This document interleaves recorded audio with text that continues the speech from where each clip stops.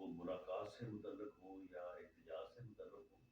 ان کے اوپر بات ہونی چاہیے، کیونکہ پارلیمانی جمہوری نظام میں یہ پہلی دفعہ 2018 سے 22 تک کا یعنی یہ انسیڈنٹ پاکستان میں ہوا ہے کہ اس دوران لیڈر آف دی ہاؤس اور لیڈر آف دی اپوزیشن کے درمیان رابطہ نہیں ہو رہا، ورنہ پارلیمانی جمہوری سسٹم میں تو یہ ممکن ہی نہیں ہے، یہ سوچا ہی نہیں جا سکتا کہ اپوزیشن اور ٹریجری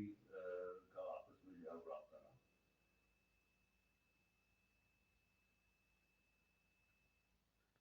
یہ سانحہ جو ہے یہ صرف پاکستان میں ہی ہوا ہے، باقی دنیا میں جو ہے وہ کہیں نہیں ہوا۔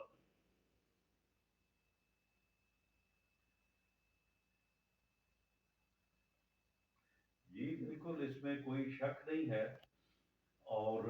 کوئی کچھ بھی کہتا ہے، لیکن ایک پولیٹیکل ورکر کے طور پہ میری یہ آبزرویشن ہے کہ خان صاحب جو ہے وہ بلیو نہیں کرتے مذاکرات میں یا ڈائلاگ میں۔ یہ ان کی 2011 سے لے کے 18 تک، 18 سے لے کے 22 تک، اور 22 سے اب 26 تک، یہ ان کا بالکل ان کے کریکٹر میں جو ایک بات مستقل ہے، جس کے اوپر انہوں نے یو ٹرن نہیں لیا، ورنہ ہر بات کے اوپر انہوں نے یو ٹرن لیا،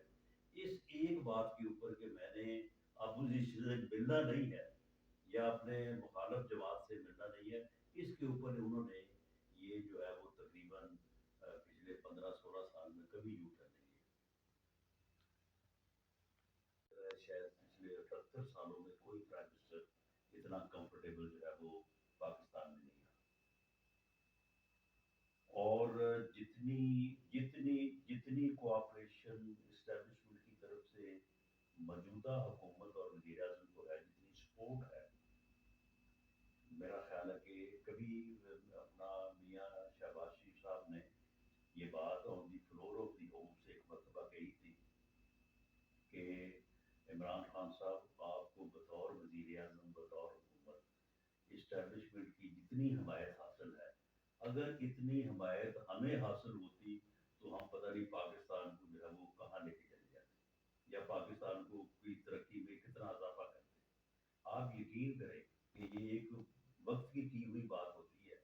اس وقت وہی سپورٹ جو ہے وہ میاں شہباز شریف صاحب کو میسر ہے۔ میٹنگ میں آپ دیکھیں کبھی کبھی ایسا ہوا نہیں ہے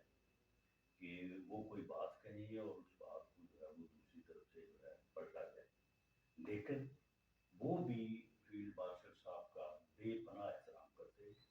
اور ان کی کوئی بھی رائے ہو جو کہ بڑی صائب رائے ہوتی ہے